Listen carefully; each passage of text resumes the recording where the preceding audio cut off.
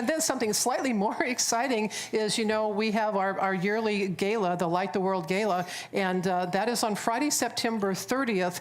Right now, we are looking for sponsors to help support that endeavor, because that is one of our main fundraisers of the year. So if you want to be a sponsor for the Light the World Gala, go to the hub or go online. So at this time, I invite any of our board of trustees who are present this morning, as well as our chaplains that are here, if they would please stand. And the chaplains are doing the very important work of holding prayer consciousness and are available to pray with you immediately after the service in the courtyard. And they're wearing the white stoles so you can identify them. So if you have a challenge that you'd like to have them raise your vibration to see it from a different perspective, they're more than happy to do that with you. Or if you want to just celebrate something as well, they'll hold that consciousness and amplify it even more in your life. And thank you very much, chaplains, for your service and consciousness. And all of our bus trustees that are here this morning, you know, they work behind the scenes that often folks do not see, doing a lot of things to keep us moving forward as a community through any of the trials and tribulations that we have in the outside world, to help us become the very best that we can be. So they bring their talent and their skills and their time to do so. And if you have any questions for our board members there, they're more than welcome to answer any of them that they can. So thank you, board members, for your consciousness and contribution to Spiritual Life Center. And we love to greet our newcomers. So in a moment, we will ask you to raise your hand. But first, we want you to know that there's a lot of ways to become connected at Spiritual Life Center. And one way to get that started is to fill out the welcome card. That welcome card is available online. You can go to our website, fill out the card, and submit it, and we will get back to you. If you're here in person, raise your hand and keep it up until we find you.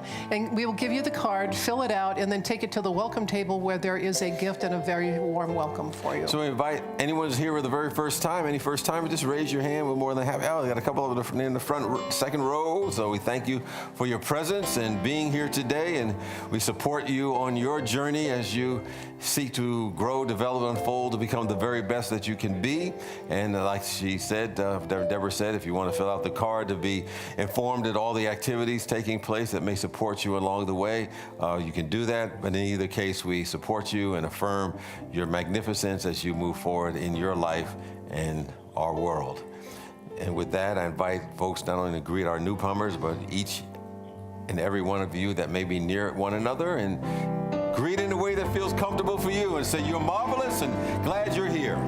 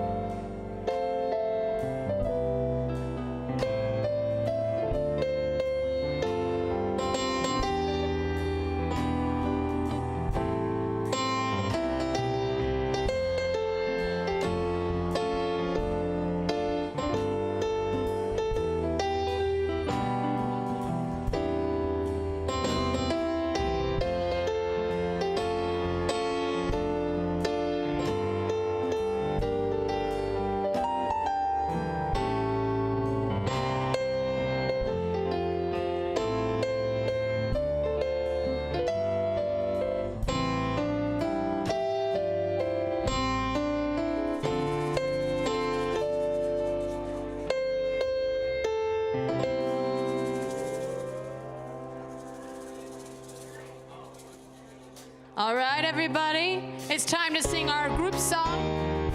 I trust in God. I'm thankful for God. I surrender to God. Let's sing.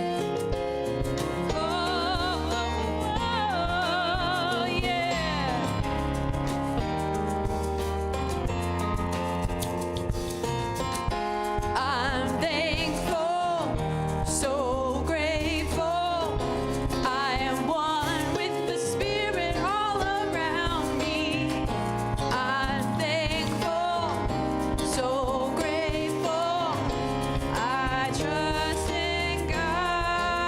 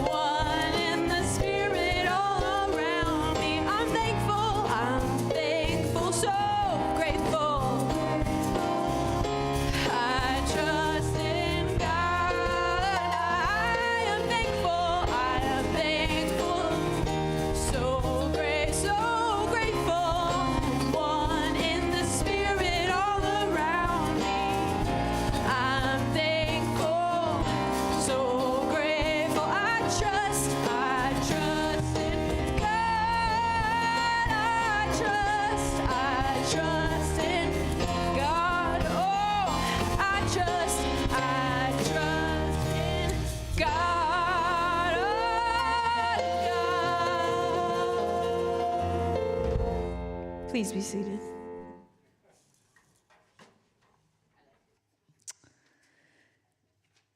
All right.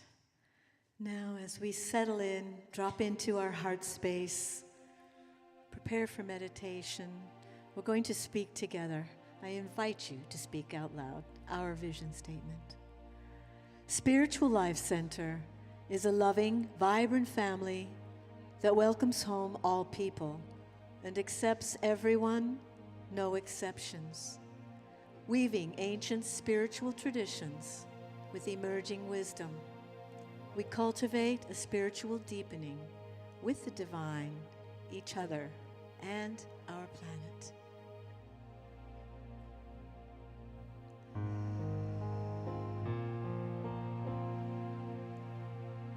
I invite you to take a deep breath while you sit in your chair.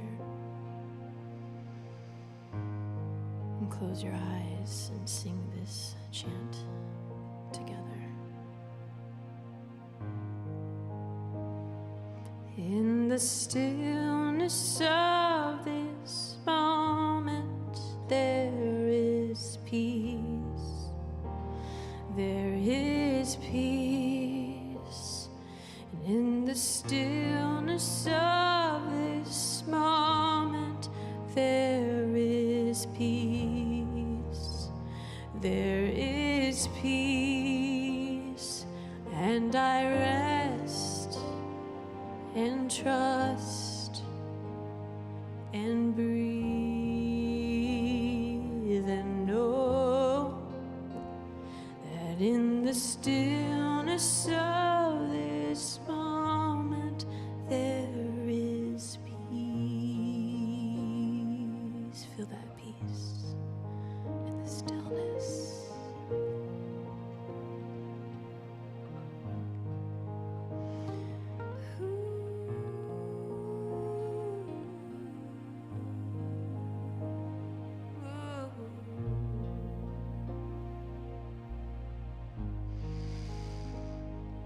In the stillness of this moment, I feel love. I feel love. In the stillness of this moment, I feel love. I feel love. And I rest and trust and breathe and know that in the stillness of this moment I feel love. Sweet, sweet, sweet love.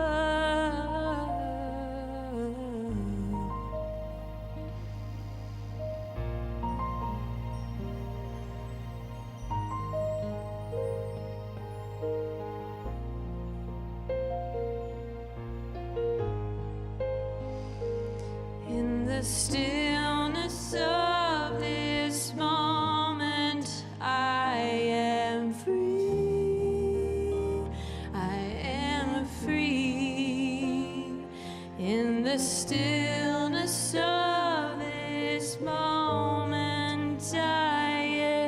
free. I am free.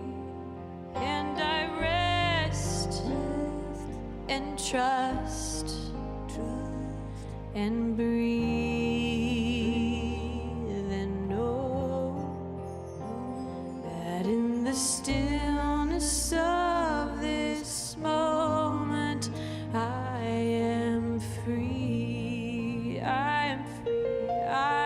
I am free.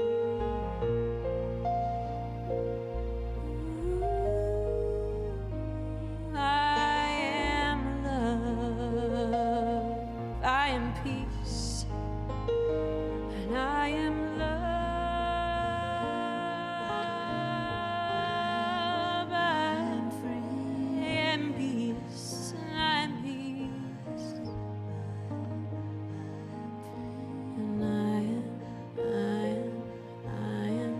And I am love and peace. Oh.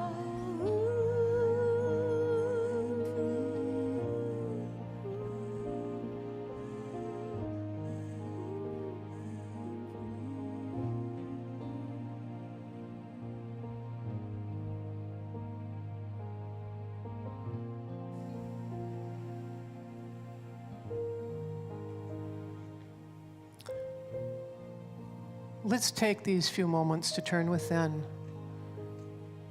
releasing any concern for the outer world.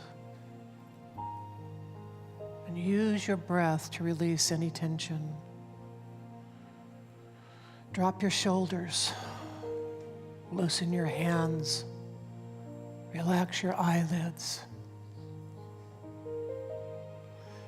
As you breathe naturally, your consciousness floats up into a light daydream of being in the high desert. You stand on a high mesa. Here the air is clean and clear. The sun is warm and comforting. It is quiet and ever so still. Your attention is caught by the low rumbling sounds of flowing water. Intrigued, you turn and walk towards the sound of what must be a river. The air is still and quiet, so you can hear even the smallest sounds of tiny birds rustling in the shrubs, small lizards scurrying from rock to rock. Just being in this environment has a healing effect on you. And you are grateful to have this moment just to yourself. Along the river, the shrubs are bigger and more abundant, and the river is loud and rambunctious. A large, smooth rock juts out over the river. It's a perfect place to sit and rest. You feel comforted by the smoothness of the rock and admire the beautiful colors woven through it. And you wonder how much water passed over this stone to make it this smooth. How long did it take this rock to become so amazing? What did it feel like? In your imagination, you become this rock, and you feel water flowing over you. At times it is gentle, caressing, other times furious, raging, tugging at you, taking off tiny bits. But you are always still you. No matter the state of the water, the temperature, the velocity, your you-ness stays, it remains. And you realize that those tiny bits are not you. They're only the concerns and distractions of the material world. It is the grace of this divine flow that moves them up and away. Gratitude fills your being, clarifies you, heals you, cradles you in the grace of the silence.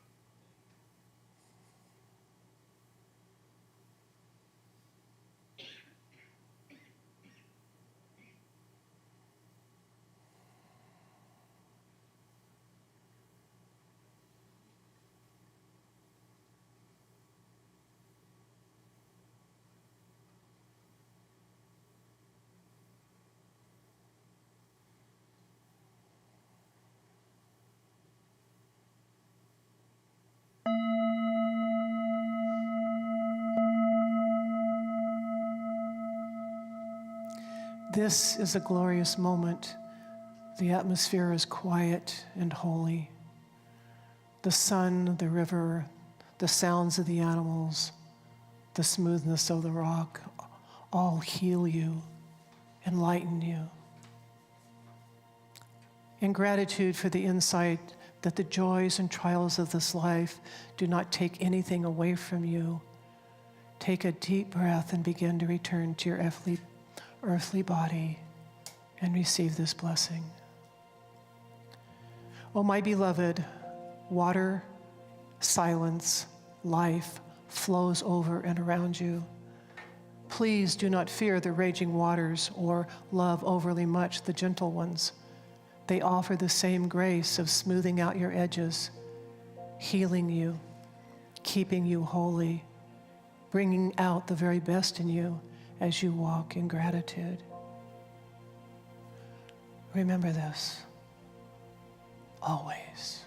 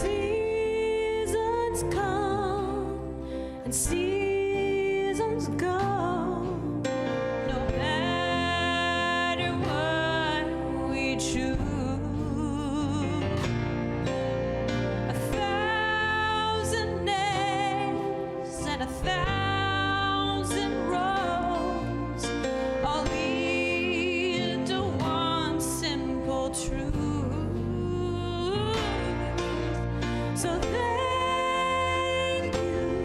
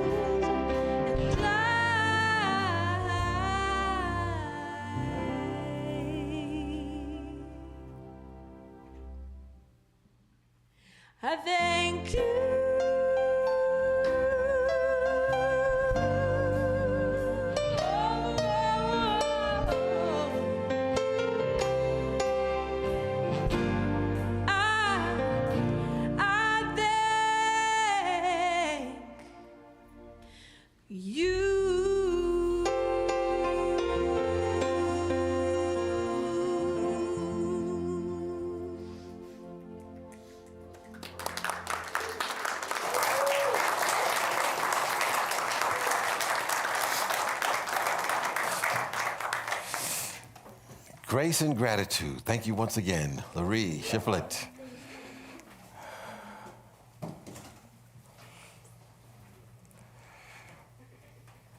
It was a clear day a number of years ago, and I was on my way to take a flight from Fort Lauderdale, Florida to Los Angeles, California. I was going to go to a spiritual conference that was taking place at the time. And it was a beautiful day. The sky was clear.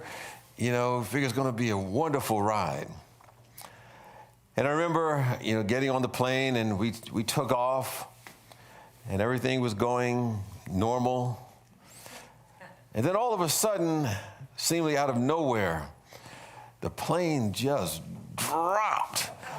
My hat flew off, rolled down the aisle, and, they started going back up and getting the altitude again, and the plane dropped again. And this happened several times. Now, probably it was only 3 or 4 minutes that it was taking place, but it seemed like an hour. And every time the plane dropped, people on this plane were screaming, and I wanted to get up and say, okay, this is enough. Go to the cockpit. We've had enough of this. But the only thing I could do at that very moment is start praying the prayer for protection. The light of God surrounds us. And, I was like, I was just praying that over and over again, saying it out loud, trying to just get myself centered in all of this. So finally, we made an emergency landing. An interesting thing about that emergency landing, when we landed, they had fire rescue and everything there at the time. But the news media showed up even before the fire rescue did. That was very interesting. So I remember that as we were walking off the plane, there was one individual who had been on the plane for the very first time. That was the very first plane ride. They were comatose. They couldn't even get out of their seat. And I knew things were kind of bad because one of the passengers was actually an airline pilot. And he said, I was a little concerned. And he knows everything about aerodynamics and, planes and everything. So if he was a little bit concerned, then, it was a scary thing. But a more interesting thing is that I watched, the little babies on there. There was a few little kids on there. They slept through the whole thing. It was the adults that were freaking out as we went through that process. But anyway, we did get off the plane, and I would have to tell you, at that very moment, when I got down, gratitude was a real strong thing in my life. As I was going through that experience, I realized I wasn't thinking about any problems that I thought I had. There was no concerns about my life when we were going through this episode.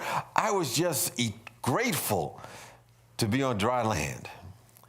I don't know if you ever had, those near experiences where you kind of figure like, oh, this might be the end. But sometimes, when we have those things, at least I know when I do, slowly at first, I began to allow the worries of my life to start creeping into my awareness again. My gratitude became somewhat conditional. That's like we trained ourselves, and many people have trained themselves to love conditionally. Sometimes we trained ourselves to be grateful only on certain conditions being met. Such as, I'm grateful when things are going my way. I'm cynical when things are not. But we want to remember those moments when we were just grateful for being alive and keep that in the forefront of our awareness. We want those moments to be a part of us regardless of the crisis that we are going through or may have just been completed. We want this to be a way of life We want to have what I call a gravitational or gratitudinal healing, which I'm talking about today, the healing power of gratitude.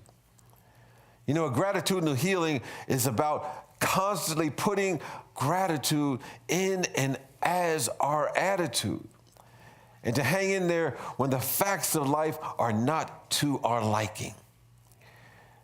There's a statement from 1 Thessalonians, the 5th chapter, the 16th and 17th verse. It says, "Give thanks in all circumstances." Now, I noticed that it didn't say give thanks for all circumstances, but in them. It is what is called, work of the heart. The heart sometimes can see things or feel things or sense things that the mind can't see. It's a discipline of the soul. And oftentimes it takes courage, it takes conviction, it takes commitment to live that way on a day-to-day basis.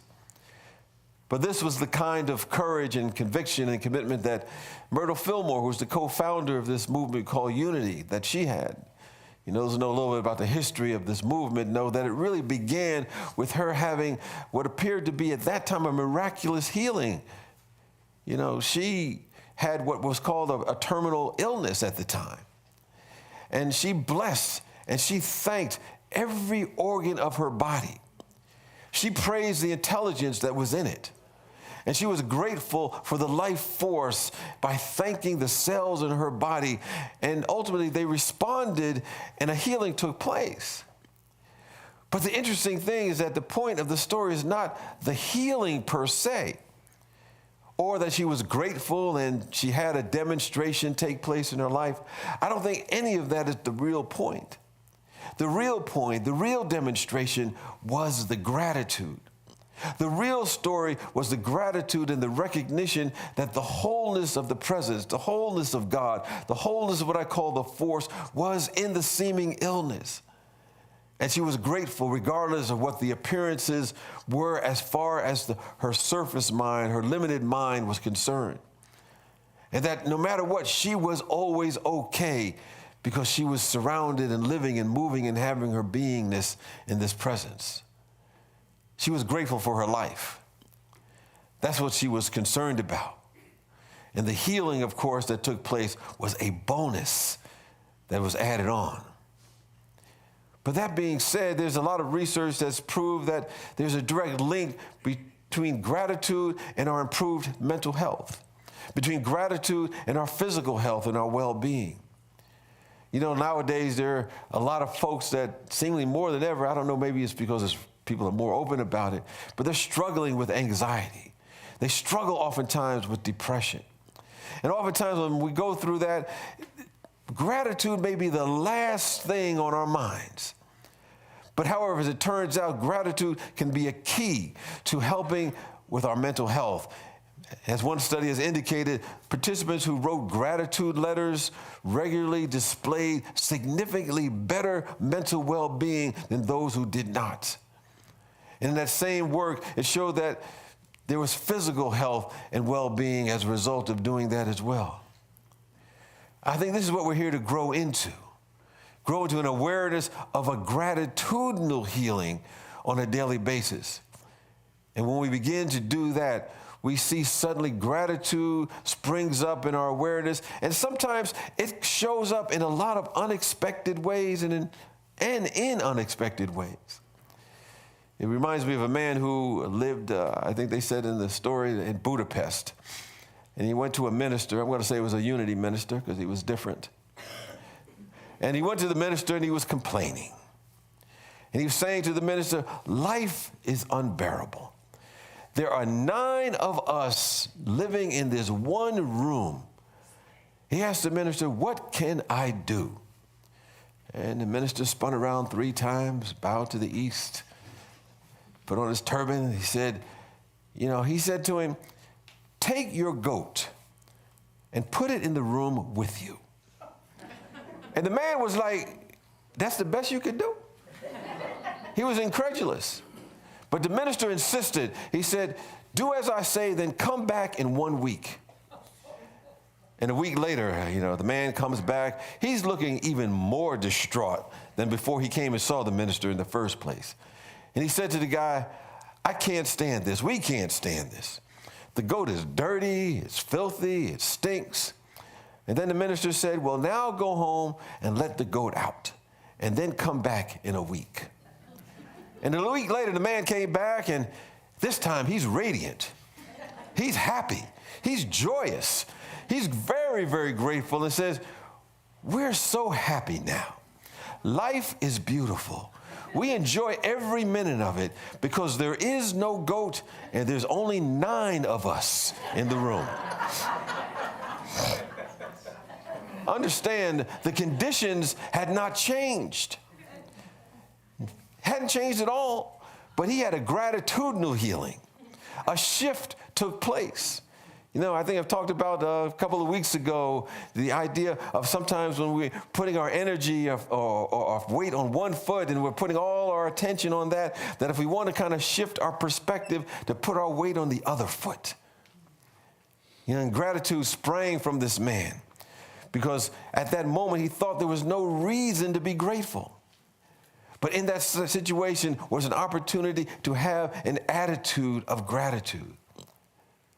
I think what happens when we transform and transcend the surface mind, our human mind, and focuses sometimes on all the things that are wrong in life, all the things maybe that we have not accomplished yet, all the things that are not quite working out the way we think they should. When we develop, a connection with that soul force, a yoga of the soul, to rise above that limited thinking, we stretch into a new awareness because gratitude takes us there.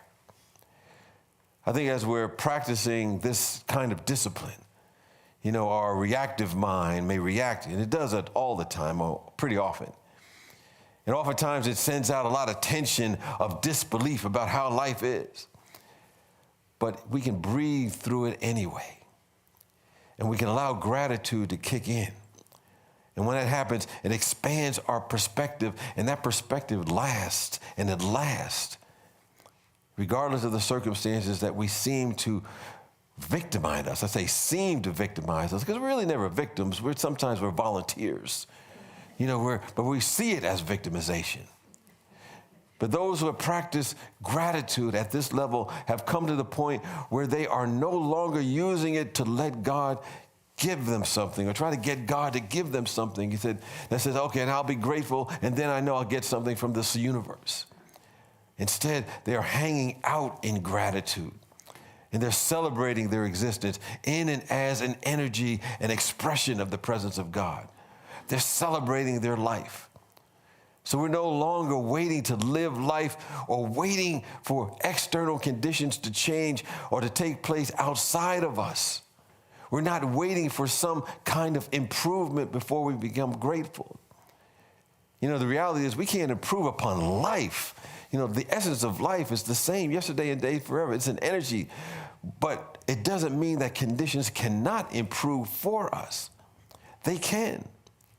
But we don't want to wait to feel the aliveness. We want to wait to feel the joy and the ecstasy and the bliss and the beauty and all the qualities that are already within us. We're just waiting for them to be activated. No, right now, we want to feel it even before the conditions change.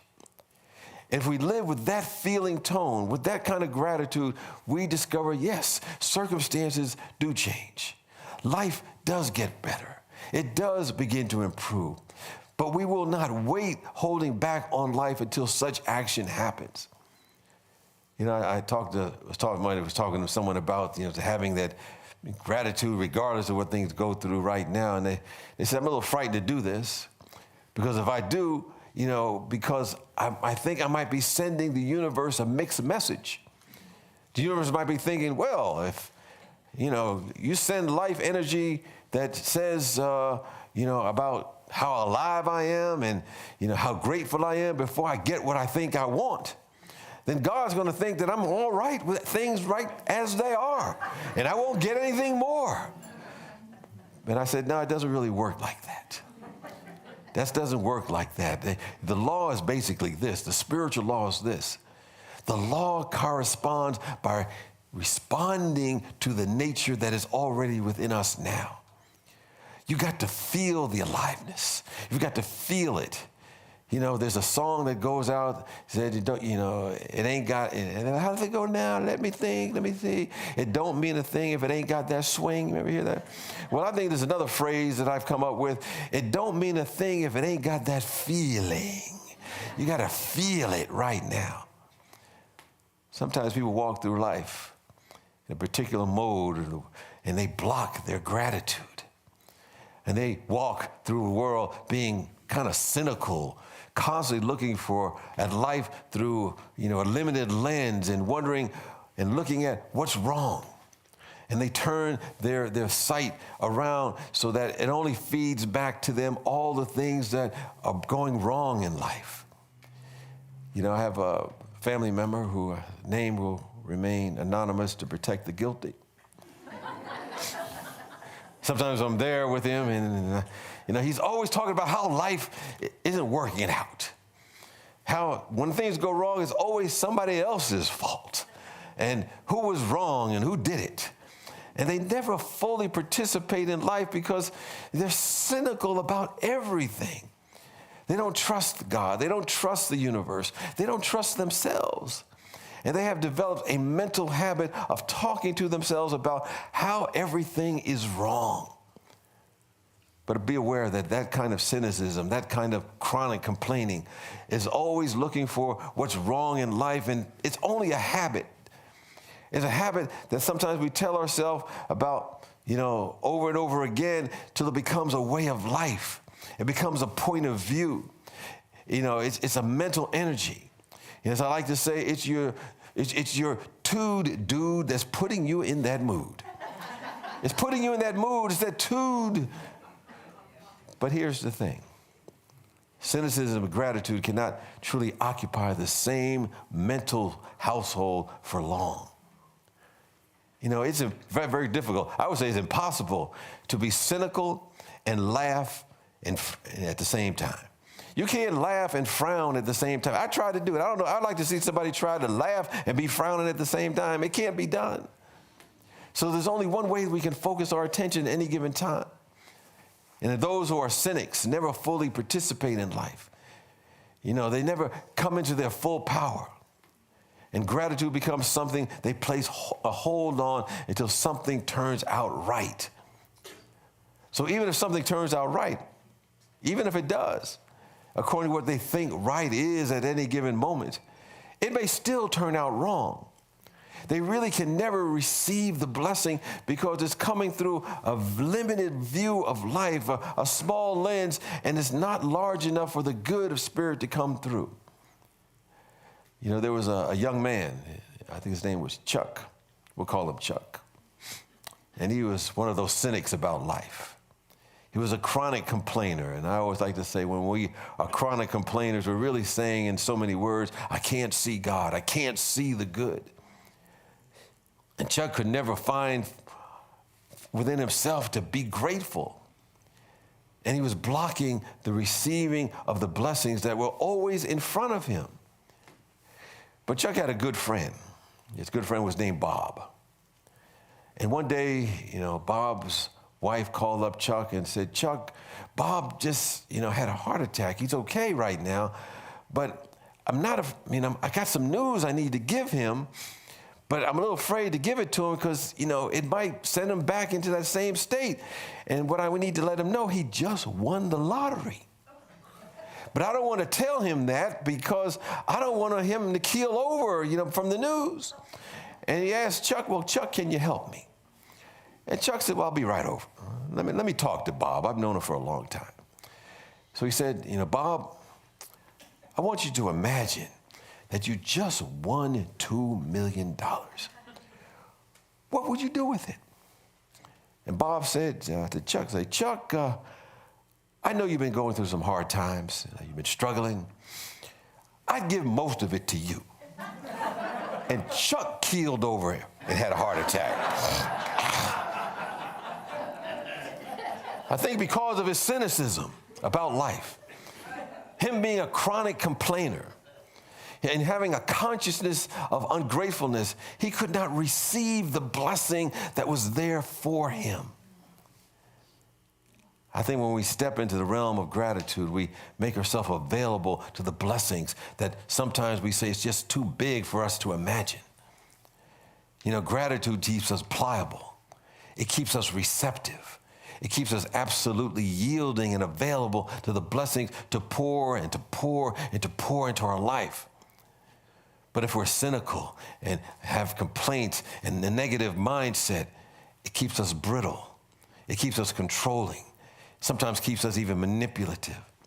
So even if something good is trying to get through, we'll block it. We'll mess it up anyway. We'll sabotage it.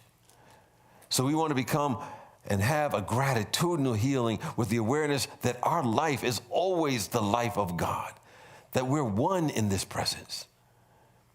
So just for a moment now, you know, just right here, just think about a time that you were truly grateful. It could be anything in your life. It could be something recent or ancient. And feel that vibration of what gratitude is, what that thankfulness is, what graciousness is. And breathe into that. And you're breathing into that, and you're breathing into the realization that gratitude is a principle, just as love and joy and givingness is a principle of the Spirit of the living God. You know, there's a God energy, and we want to be grateful to be alive, awake, and aware, and gratitude becomes our way of being. And just at the same time, we want to be aware of times maybe where we put gratitude on hold. Maybe where we've constantly blocked the flow. And just as the experience in our awareness where we have blocked the flow, and we realize that at that moment we can re-choose right now. Make a new choice. Put our weight on the other foot, so to speak. As it says, choose ye this day whom you will serve. It has God or mammon, the infinite or limitation, God or fear. Where will we place our attention? Because in this space, we're choosing the presence of God. We're giving ourselves a gratitudinal healing and washing our soul, cleansing our soul, purifying our soul on a daily basis. It is a work of the heart. And it's to have the discipline and the courage to be grateful and embody the energy of gratitude as much as we can. And we will witness, or as they say, bear witness, as we become grateful, we become a bigger place for more of God and good to shine through us. Expressions of creativity becomes our way of being. It becomes our reason to be here. So we don't be afraid of the power that's trying to come through us. When we're grateful, we're not afraid of our greatness. When we're grateful, we're not afraid of the beauty and the love that's seeking to try and express itself through our heart.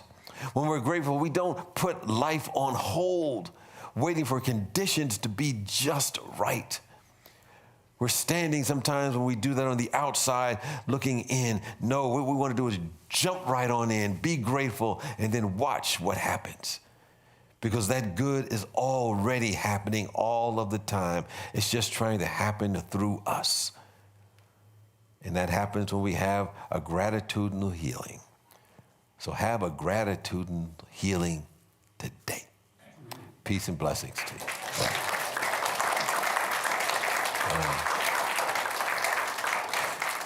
Well, next week we have Renee Jenkins, as Reverend Deborah talked about, and is going to be talking about following the sacred sound to source.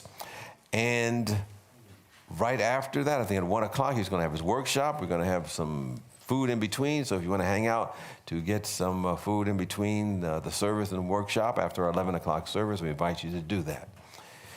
Well, at this time, we're inviting those who are online and watching us and want to help spread the words of truth that Unity and Spiritual Life Center represent. You can do so by giving a gift or an offering to us. And you can do so online by texting SLC Love to 44321. That's SLC Love to 44321. Or you can go to our website, slcworld.org, and give in other ways, including by mail. Just go to the website, click the Donate tab, and you'll get the instructions. And also, if you want to help spread the word and online, you can like us depending upon what platform you're on, comment, share, all that good stuff they tell you to do, and it'll help us become more present in the online world. For those who are present here today, we invite you to take your gift or your love offering and symbolically raise it to the heavens, which we call ever-expanding good. And know that if you're giving today or have given electronically or by mail, that you're in a flow of a principle that says you can never outgive the goodness of God, and whatever you give out comes back to you. So with that, I invite you to affirm our offertory blessing together. Divine love, as me, blesses and multiplies all that I am, all that I have, and all that I circulate. Thank you, God. When everything's wrong, when I can't find my song, when darkness is all I see, there is a remedy. It's all the little things that make the world go round. It's all the little things that are most powerful. There's no politician, no sky too dark. No one can take the love from my heart. The sun's gonna shine, and in this heart of mine, the sun's gonna shine, and in this heart of mine, the sun's gonna shine. Ooh, it's true, 'cause I can always be grateful.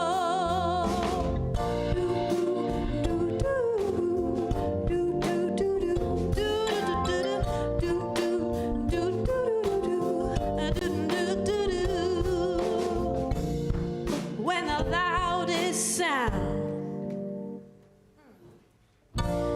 is your own life crashing down, and when your friends don't come around, there's one thing that I've found.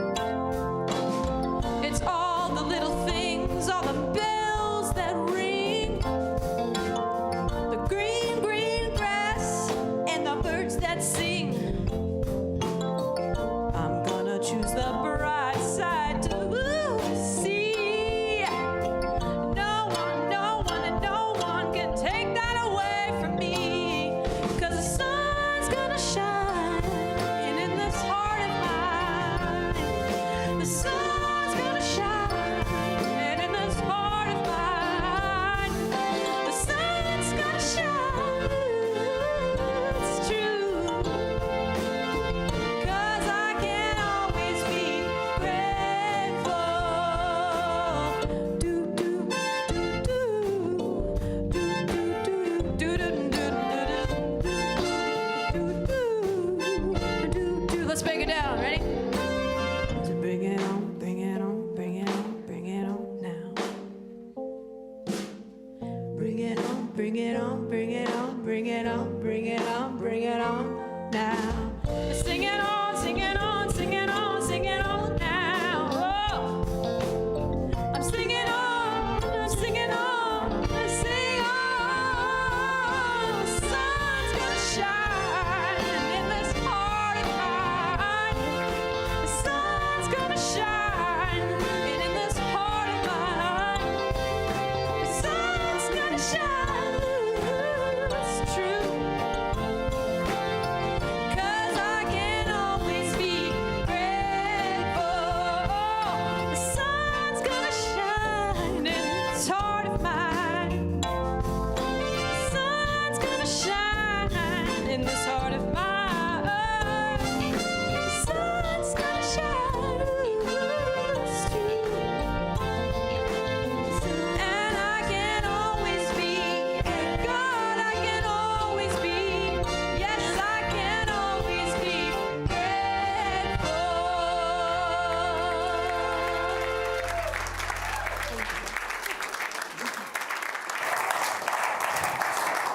grateful.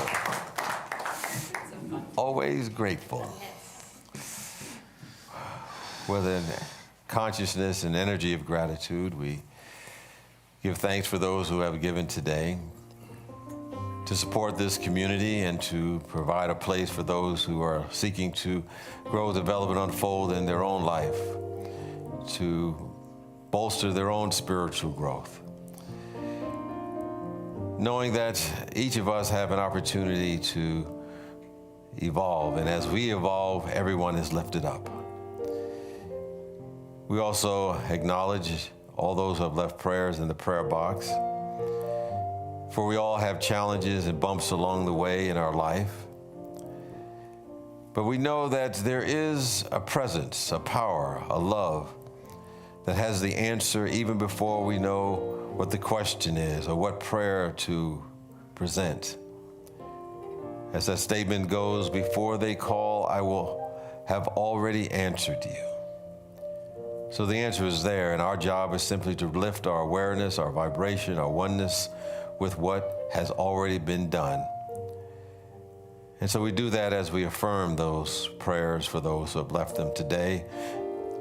Also knowing that these prayers will go forth to Silent Unity for an additional 30 days of prayer and reflection, where they'll be enveloped in a consciousness of possibilities that's been held by that organization for over 100 years now. It is already done in the mind of God, and we simply accept it and receive it with gratitude. And so it is, and so we let it be. Amen. And with that, let us join together as we affirm our prayer for protection. The light of God surrounds us. I am the light of God. The love of God enfolds us. I am the love of God. The power of God protects us. I am the power of God. The presence of God watches over us. I am the presence of God. Wherever we are, God is, I am, and all is well. In our peace song.